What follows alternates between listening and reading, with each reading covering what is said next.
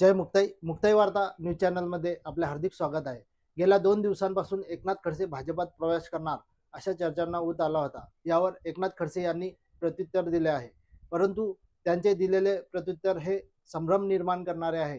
पहा ते काय म्हणाले।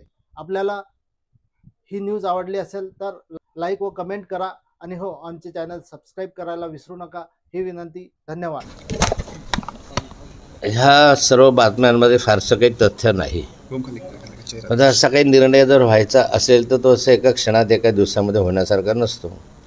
त्यासाठी कार्यकर्त्यांना सहकाऱ्यांना विश्वासात घेऊनच अशा स्वरूपाचे निर्णय होत असतात। महत्त्वाचा निर्णय आहे आणि ज्या पक्षाने आपल्याला आजपर्यंत मदत केलेली आहे, जर असं काही विषय असेल तर त्या पक्षाला विश्वासात घेण्याचा प्रयत्न करायला पाहिजे आणि कुठलीही प्रक्रिया मी अजून तरी केलेली नाही।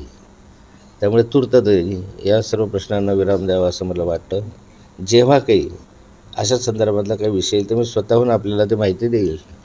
पण असं काही हालचाली सुरू आहेत का? कारण तुम्ही दिल्लीत गेला आणि ते खास तेवढ्यासाठीच गेला असं मी दिल्लीमध्ये तेवढ्यासाठी गेलो नव्हतो। दिल्लीमध्ये मी माझ्या सुप्रीम कोर्टामध्ये एक तारीख आहे त्यासाठी गेलो। पुढची तारीख मला त्यांनी 25 एप्रिल दिली काल।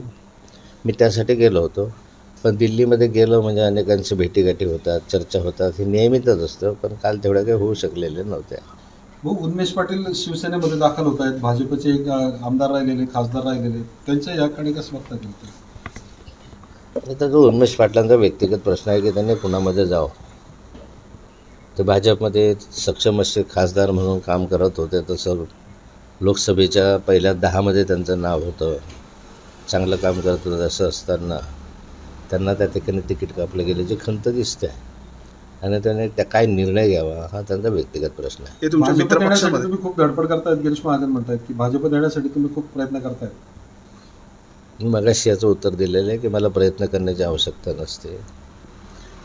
मला जर यायचं असेल तर वरिष्ठ पातळीवर मोदीजींपासून तर नड्डाजी, मोदीजी, शहासाहेब असतील का अन्य वरिष्ठ असतील, यांच्याशी माझे पूर्वीही चांगले संबंध होते, आजही चांगले संबंध आहे।